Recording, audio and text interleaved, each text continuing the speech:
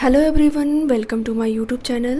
In this lecture, we are going to study about the economic life, social life, and script and trade and commerce of Indus Valley civilization. In the previous two lectures, we had already covered about the introduction, town planning, major sites and their religious life. आज के lecture में first पढ़ेंगे हम economic life of Indus Valley civilisation. तो इनकी economic life क्या थी, कैसे थी, इन सब बातों को जानते हैं। पहला है कि there was great progress in all sphere of economic activity such as agriculture, industry and craft and trade. इनकी इकोनॉमिक एक्टिविटी में हर तरफ से प्रोग्रेस था, तो चाहे वो एग्रीकल्चर रहा हो या इंडस्ट्री रही हो या क्राफ्टिंग था या ट्रेडिंग था। तो कैसे था, किन मामलों में प्रोग्रेस था, चलिए इन्हें हम वन बाय वन देखते हैं। पहला है जैसे हमारा क्रॉप प्रोडक्शन। इनको क्रॉप प्रोडक्ट्स करने क्या क्या आता था, जैसे वीट हो गया, बार्ली हो गया, सेसम हो गया, मस्टर्ड हो गया एंड कॉटन हो गया। इन सब चीज़ों को प्रोडक्ट करना इनको आता था, यानी कि इसका ये प्रोडक्शन कर लेते थे। और जो भी सरप्लस ग्रेन होता था प्रोडक्शन से सरप्लस ग्रेन यानी कि खाने पीने के बाद जो चीज़ें बचती थी उनको ये स्टोर करते थे अपनी ग्रेनरीज में। ग्रेनरीज का अवशेष कहाँ से मिला? ये मिला था हड़प्पा के एग्जीक्यूशन साइट से। जब हड़प्पा की खुदाई हुई तो वहाँ से ग्रेनरीज मिले देखने को। तो एक ग्रेनरी ऐसा भी था जिसमें लगातार 12 रूम बनाए गए थे। तो ऐसा माना जाता था कि ये जो भी प्रोडक्शन करते थे उसमें जो सरप्लस होता था उसको ग्रेनरीज में अपने स्टोर करते थे। नेक्स्ट है कि एनिमल डोमेस्टिकेशन। ये किन किन जानवरों का डोमेस्टिकेशन करते थे, यानी कि पालन करते थे। इनको शिप, गोट एंड बुफेलो इसके अवशेष मिले एग्जीक्यूशन साइट से। तो ये माना गया कि ये तीनों एनिमल्स का ये डोमेस्टिकेशन किया करते थे। हाउएवर जबकि use of horse not at firmly established, यानी कि घोड़े का यूज कहीं से भी नहीं मिलता है इसका लिंक। तो घोड़े का ऑप्शन अगर आपको कहीं भी दिखे, हॉर्स का यूज अगर दिखता है या डोमेस्टिकेशन ऑफ एनिमल में पूछे कि 4 ऑप्शन दे, तो आप हॉर्स को स्किप करिएगा, क्योंकि हॉर्स का अभी तक कोई एज जो है कि अवशेष ऐसा नहीं मिला है जिससे ये हो सके कि ये इंडस वैली सिविलाइजेशन में लोग इसका यूज करते थे। नेक्स्ट है कि आर्टिजन्स कैसे? आर्टिजन्स यानी कि जो लोग बनाया करते थे, जैसे गोल्ड स्मिथ हो गया, ब्रिक मेकर हो गए, स्टोन कटर हो गए, वेवर्स हो गए, बुनाई करने वाले, बोट बिल्डर हो गए, नाव बनाने वाले, टेराकोटा मैन्युफैक्चरिंग यानी जो मिट्टी के बर्तन वगैरह बनाते थे। तो ये सब कैसे मालूम होता है कि ये सब उस टाइम आर्टिजन्स रहे होंगे? क्योंकि ये सारी जो प्रोडक्ट्स थे, जो थिंग्स थी, वो रिकवर हुई जो है एग्जीक्यूशन साइट से। जैसे गोल्ड से बने हुए प्रोडक्ट्स भी वहाँ मिले। और ब्रिक्स यानी कि इनके घर जो कैसे थे, जो टाउन प्लानिंग वाला टॉपिक आप पढ़ेंगे तो आपको समझ आएगा कि ये पके हुए ईंट का यूज करते थे अपने घर बनाने के लिए, नालियाँ बनाने के लिए, और स्टोन का यूज नहीं करते थे। तो इससे ये समझ आता है कि उस टाइम में ईंट बनाने वाले भी रहे होंगे, स्टोन कटर भी रहे होंगे यानी कि पत्थर काटने वाले भी रहे होंगे, वेवर बुनाई करने वाले रहे होंगे। कैसे मिलता है जानकारी कि वेवर भी रहे होंगे? क्योंकि जब एग्जीक्यूशन साइट से कॉटन एंड ऊल दोनों के क्लॉथ रिकवर हुए थे, तो ऐसा माना गया कि वेवर्स भी उस टाइम में रहे होंगे, बुनाई करने वाले भी रहे होंगे, बोट बिल्डर भी रहे हैं, टेराकोटा मैन्युफैक्चरर भी रहे होंगे। तो ये रहा आर्टिजन्स के बारे में।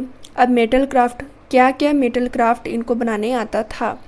देखिए, इस बात का ध्यान रखिएगा कि उनको गोल्ड का भी नॉलेज था, सिल्वर भी मिला और कॉपर भी मिला, यानी कि इनको तीनों जो मेन क्रूशियल हम ये मानते हैं कि गोल्ड जो है कि आज के टाइम में लोगों का क्रेज होता है गोल्ड को लेकर, तो गोल्ड वगैरह उस टाइम से वो लोग यूज करना जानते थे। तो मेटल क्राफ्ट मिले, ब्रॉन्ज का स्टैचू मिला था, डांसिंग गर्ल का, कॉपर मिला, कॉपर वेसल्स देखने को मिले, बर्तन यानी कि गोल्ड एंड सिल्वर के ऑर्नामेंट भी यानी देखने को मिले। ऑर्नामेंट यानी कि गहने देखने को मिले। यानी इससे ये समझ आता है कि वो लोग गोल्ड और सिल्वर का भी यूज किया करते थे। नेक्स्ट है पॉटरी।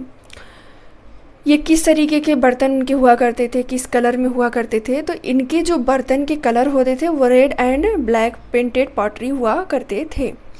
तो ये जब एजुकेशन साइट से मिला red colour and black colour, तो इससे ये माना जाता है कि वो जो भी बर्तन यूज़ करते थे मिट्टी वाले, वो हुआ करते थे रेड और ब्लैक कलर में पेंट किए हुए। नेक्स्ट है बीड्स। बीड्स यानी मोतियाँ। तो ये एग्जीक्यूशन साइट से मिला सेमी प्रीसियस स्टोन, जो लोथल साइट हमारा है गुजरात का, गुजरात में है लोथल साइट, वहाँ से बहुत सारे सेमी प्रीसियस स्टोन देखने को मिले। तो ये माना जाता है कि उन्हें बीड्स का यूज करते थे, वो कीमती मोतियों का भी यूज किया करते थे। आज के लेक्चर का नेक्स्ट टॉपिक हमारा है सोशल लाइफ। सोशल लाइफ में क्या थी, कैसे थी, ये सारी बातों को जानेंगे। इनका ड्रेसेस कैसे थे, देखिए ड्रेसेस इनके कैसे थे कि both men and women consisted of 2 pieces of cloth. ये 2 पीस के क्लॉथ पहनते थे, एक ऊपर के लिए और दूसरा नीचे के लिए, चाहे वो मेन हो चाहे वेमेन हो। नेक्स्ट है बीड्स। बीड्स जो है कि यानी कि मोतियों की मालाएं जो होती थी वो कौन पहनते थे, वो पहनते थे दोनों लोग, चाहे मेन हो या वीमेन। ऑर्नामेंट यानी गहने were made of gold, silver, copper, bronze and semi precious stone. जो गहने होते थे इनके, ये गोल्ड के भी पाए गए, सिल्वर के भी मिले, कॉपर का भी यूज करते थे, ब्रॉन्ज का भी यूज करते थे और सेमी प्रीसियस स्टोन्स के भी यूज करते थे, जो लोथल साइट से एग्जीक्यूशन के टाइम मिले। तो इनको इन सारी जो एलिमेंट्स हैं सभी के नॉलेज थे, चाहे गोल्ड था, सिल्वर, कॉपर या ब्रॉन्ज। और साथ में ये कॉस्मेटिक्स का भी यूज करते थे, कॉस्मेटिक्स भी इनके लिए कॉमन था। नेक्स्ट है गेम्स। इनको किन किन गेम्स का नॉलेज था, जैसे आज के टाइम में हम लोग डाइस का यूज करते हैं, प्ले करते हैं, तो ये आज का इन्वेंशन नहीं, ये बहुत पहले का इन्वेंशन है। तो इनको मार्बल यानी कि मार्बल की गोटियाँ खेलते थे। आज के टाइम में भी गांव में देखेंगे तो आपको गोटियाँ खेलते हुए बच्चे मिलेंगे। तो ये मार्बल की गोटियाँ खेलते थे, बॉल्स खेलते थे और डाइस का यूज करते थे अपने गेम्स में। नेक्स्ट है आज के टॉपिक का हमारा, आज के लेक्चर का नेक्स्ट टॉपिक है स्क्रिप्ट। वो उनका लिखन कैसा था, लेखनी कैसी थी, वो किस तरीके से लिखा करते थे या लिखते भी थे कि नहीं। तो देखेंगे कि हड़प्पन जो थे वो उनको लिखने का नॉलेज था। हालांकि ये चीज़ कब हो जाता है, आर्यन एज में आकर। आर्यंस को लिखने का जो कला थी वो धीरे धीरे गायब हो जाती है, बट हड़प्पन्स को लिखने की कला रहती है। वो कैसे लिखते थे, अभी तक उनका लिखा हुआ पढ़ा जा सका है कि नहीं, ये सारी बातों को हम इसमें जानेंगे। The Harappan script has still to be fully deciphered, यानी कि हड़प्पन जो स्क्रिप्ट है पाया तो गया है, स्टेटाइट सील जो मिला था बहुत सारी जगहों पे, तो उस सील से ये देखा गया कि उन्हें लिखने पढ़ने तो आता है, बट अभी तक वो क्या लिखे हैं, क्या कहने का उनका मतलब था, वो सारी चीज़ें हम नहीं जान पाए हैं। आज तक उनकी बातों को नहीं समझ पाया गया कि वो क्या लिखे हैं। दूसरा है कि जो स्क्रिप्ट वो लिखते थे वो कुछ जो है वॉस्ट्रोफेडन में सिस्टम में हुआ करता था, यानी कि एक लाइन उनका लिखते थे वो राइट से लेफ़्ट की तरफ और अगली लाइन लिखते थे वो लेफ़्ट टू राइट। तो ये था उनका स्क्रिप्ट का लिखने का तरीका। नेक्स्ट पढ़ेंगे हम ट्रेड एंड कॉमर्स, यानी कि इनका व्यापार करने का जो तरीका था कैसा था या किस में किया करते थे इसको। तो trade importance supported by granaries, seals, a uniform script and regulated weight and measures. इनका जो ट्रेड है, ट्रेड इम्पोर्टेंस यानी कि ट्रेड का जो इम्पोर्टेंस थी वो किन चीज़ों से मिलता है कि जो ग्रेनरीज मिले, यानी कि जो 12 रूम वाला ग्रेनरीज मिला था, कहाँ से, हड़प्पन साइट से।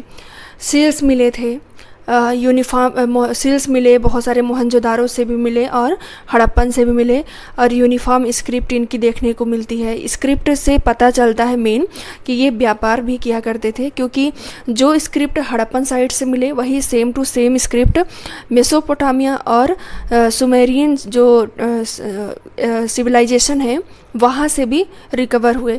तो ऐसा माना जाता था कि इन दोनों के बीच क्या था, ट्रेड लिंक देखा गया कि इंडस वैली सिविलाइजेशन में और मेसोपोटामियन और सुमेरियन जो सिविलाइजेशन है उनमें क्या रहा होगा, ट्रेड लिंक।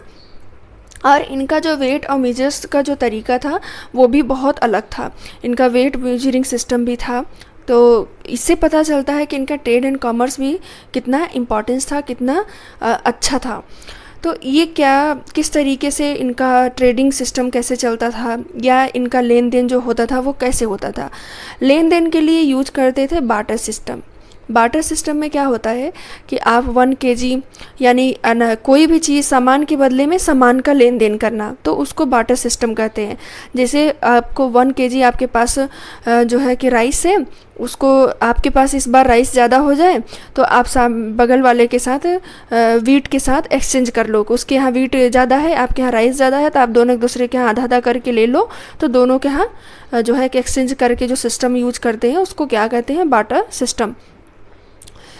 इंपोर्ट क्या करते थे, अपने यहाँ क्या क्या चीज़ों का इंपोर्टेशन करते थे, gold, silver, copper, tin and steatite. Export भी किया करते थे agricultural products, cotton goods, terracotta figurine, beads मिला था चाहूदारों से, तो ये सब चीज़ें। और आइवरी प्रोडक्ट होता था, यानी कि जो हाथी के दांत से बनते हैं, बहुत सारे जो है कि शो पीस में रखने के लिए बनते हैं प्रोडक्ट्स, उन प्रोडक्ट्स को ये एक्सपोर्ट किया करते थे अपने यहाँ से।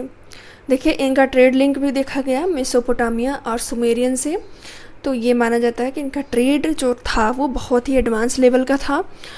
तो थैंक यू फॉर वाचिंग। आज के लिए बस इतना ही। Please like, subscribe and share करें, और आप रिकमेंड करें तो हम आज इससे बनने वाले क्वेश्चंस को भी लेके आएँ जो प्रीवियस ईयर में पूछे गए हैं।